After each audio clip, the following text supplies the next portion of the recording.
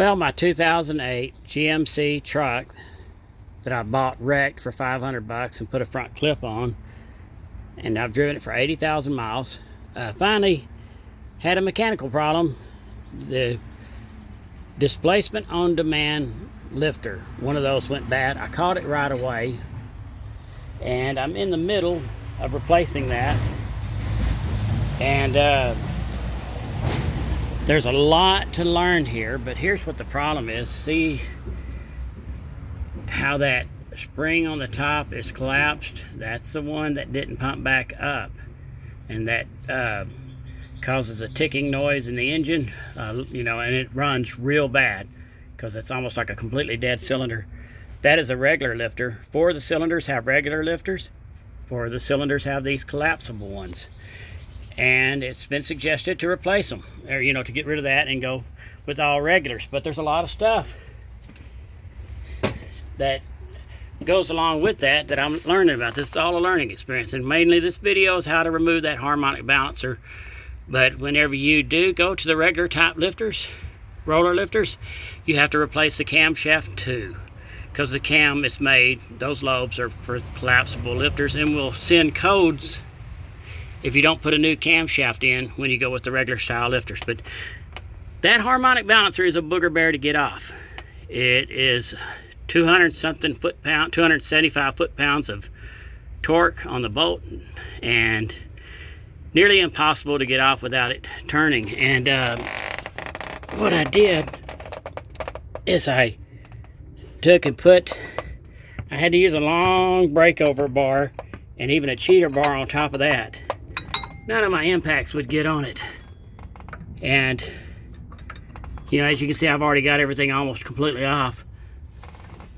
But I thought, this was so much trouble, I want to try to make a video. But with that socket on there, I took and used this tire tool. I wedged it in one of the holes in that balancer up against the socket and up against where the air compressor bolt bracket bolts to the block. And that held it in place and kept it from turning. Like I said, I took this tire tool and went through and had it down on resting against, kind of like prying against the socket, and then up against that. And I was able to, with that long breakover bar, get it to bust loose. Now then, the other problem that seems not to be enough information out there about, and that's why I'm making this really crude video, is that how do you pull that harmonic balancer? It takes its own special balancer puller. You can't use a crow's foot, the one that has a chicken crow's foot look thing.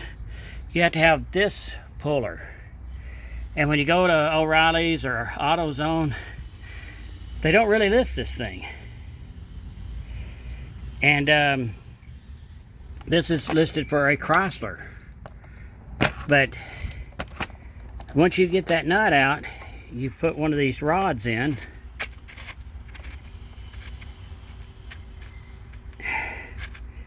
and that backs up to the back of the crankshaft, so you're not prying against that nut or that bolt. I'll show you. Take this push rod looking thing with the nut out of the center of the crank, and it goes in the hole, so that way you don't mess up the threads. And then this puller goes on. I'll stop the video and show you how it goes on, and that'll allow you to pull it off.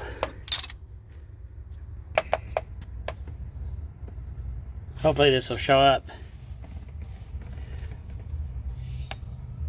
As I said, I've got that push rod thing like in the middle of the crankshaft harmonic balancer bolt hole, and there's these 3 cutouts on the back of the balancer that the legs hook onto once again, you have a problem with the balancer wanting to turn on you. But this time I was able to take a regular long straight screwdriver and wedge that like that, and that I was able to hold the balancer and turn this with the crescent wrench, and with that puller it came right off. But you want to talk about a tough deal finding what puller it takes, because of O'Reilly's and AutoZone, the ones I called, didn't list this as a Chevy removal tool, balancer removal. It listed as a Chrysler. And I'm learning a lot on this LS lifter change job. Like I said, it was a learning experience to realize I had to use a different camshaft and everything. At this point I almost wish I'd gone back with the DOD type displacement on demand lifters. But the big challenge was getting that balancer off. You can't get the lifters out of these engines, these LS engines. You can't get the lifters out unless you pull the cylinder heads off. That was a learning experience. I tell you what, everybody goes on and on about these LS motors, but this is making me miss good old 350s. I think these things are great if you want like a whole bunch of horsepower, but to me they just seem like a whole lot more work if you're just wanting a regular truck.